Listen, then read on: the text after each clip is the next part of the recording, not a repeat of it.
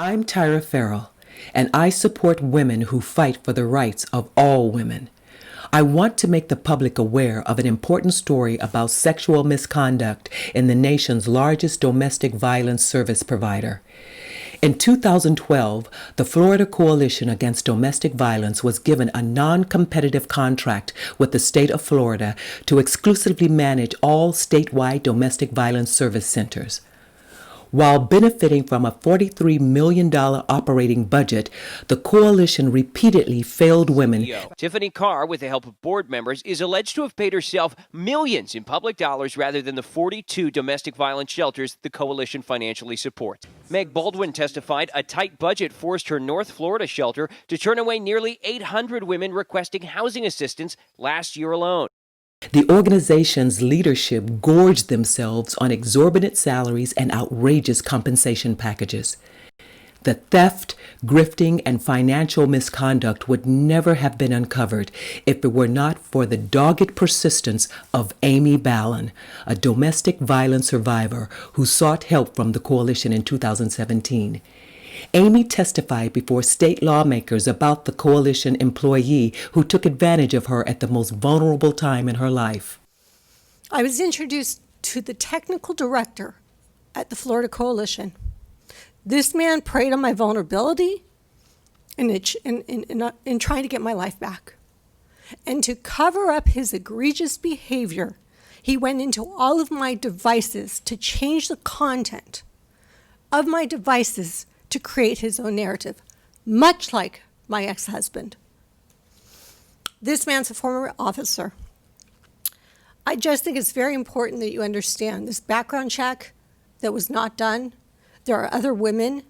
The coalition had a responsibility when they saw things, I'm gonna let Dawn talk about that, to investigate.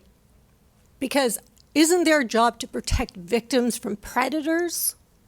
There's a predator that has not been taken off the streets.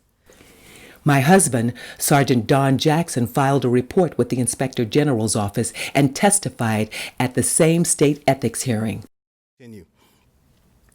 Based on my review of Mr. Bradley's personnel files, he was unfit for employment at the coalition, and that's for multiple sexual misconduct incidents at multiple law enforcement agencies. He never should have been hired.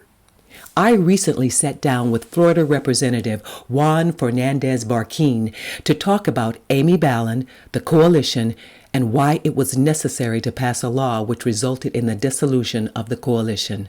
I mean, it just reeked. I mean, I can't. The frustration and the disgust I had when I saw what was going on. I mean, I knew it looked bad. It looked bad that this woman was getting, I think, had compensation of like $750,000, and at the time we didn't know about the $7.5 million.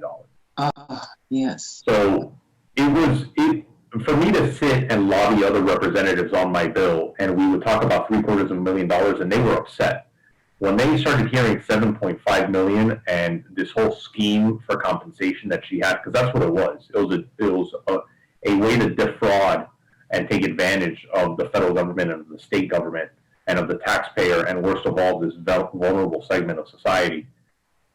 When we realized it was $7.5 million, I mean, everyone was pretty much aghast. And the chair asked the Inspector General, hey, have you ever seen this before? Have you ever seen this sort of situation before? You've been doing this for over 20 years.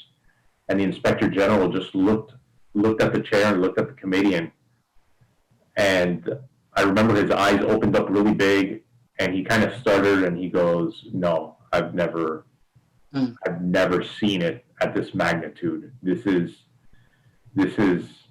the worst I've ever seen. I've never seen anything to this level. Stay tuned for more on this story.